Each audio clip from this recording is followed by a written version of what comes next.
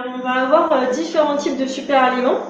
Nous, on a différentes gammes et on a une gamme qui est spécifique sur les micro-algues. En fait, on a sélectionné donc des spirulines, des chlorelles et la clamate qui pousse que à l'état sauvage en Oregon, aux États-Unis. Vraiment, ce sont une sélection de plantes, enfin d'algues donc primitives, qui vont aider beaucoup à la détoxification du corps des métaux lourds, qui ont énormément d'autres propriétés, donc beaucoup de chlorophylle, des pigments antioxydants également. Donc c'est à prendre par cure principalement. La spiruline qui est assez connue, c'est pareil, on la sélectionne de façon très poussée. Il y a vraiment beaucoup d'analyses qui sont faites sur tous nos produits, notamment les microalgues, parce que ce sont des produits très sensibles et qu'il faut prendre avec vraiment intelligence et parcimonie. Voilà, même ne serait-ce que pour la préservation de l'environnement, tous nos produits se conservent très longtemps.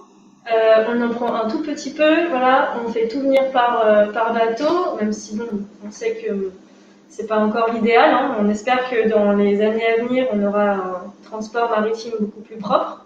Ouais. Parce qu'on n'est pas forcément. Notre ligne ici, elle est locale. On utilise beaucoup de produits locaux pour les légumes frais et les fruits.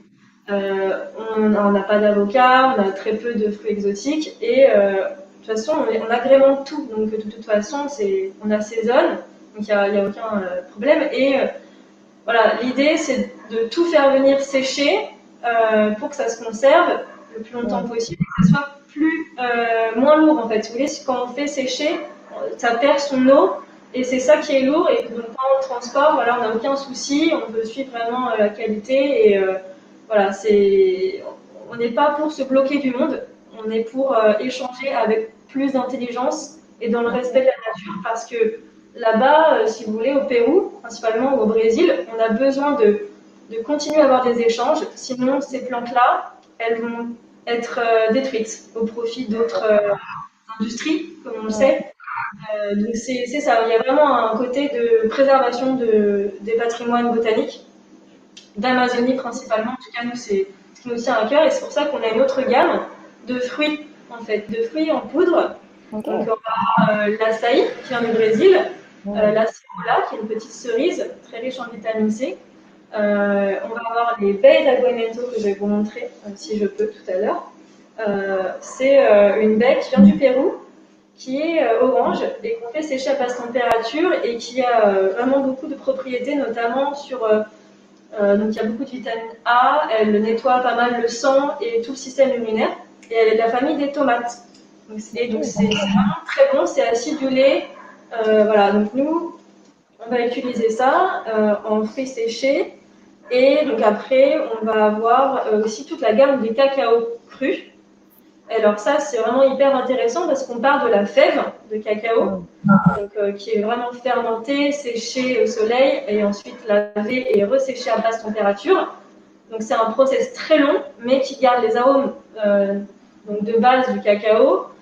C'est un peu inhabituel au début, mais les arômes sont extrêmement intéressants et on en fait des dérivés, c'est-à-dire qu'on en fait des pâtes à tartiner, voilà, on s'amuse. Et donc le dessert que vous allez goûter tout à l'heure, qui est offert, est composé de pépites de cacao qui vont être broyées en fait avec du sucre de coco et des noisettes, tout simplement. Et du coup, on part de la fève pour arriver jusqu'à la poudre. Donc, on va avoir le beurre, on va avoir la pâte, et tout ça accru. Donc, c'est un process qu'on a mis en place avec notre producteur. Et donc, c'est vraiment un cacao très rare. C'est un cacao qui s'appelle le cacao criollo. C'est une variété qui est native, c'est-à-dire qu'on ne l'a pas hybridé. Et ça, c'est très très rare. Et ça représente un pourcentage très minime de toute la production mondiale. Donc, c'est vraiment le côté encore préservation de l'espèce botanique, en fait. Voilà. Super. Les petites, ça s'appelait comment, ce que tu as montré tout à l'heure? Ça s'appelle l'Aguamento, mais nous, ici, on le connaît. On a une variété aussi qui s'appelle, on dit Physalis. Ah oui, d'accord. Physalis. Et au Pérou, donc Physalis donc, du Pérou. Et donc, voilà, c'est une autre saveur. C'est pas exactement la même variété.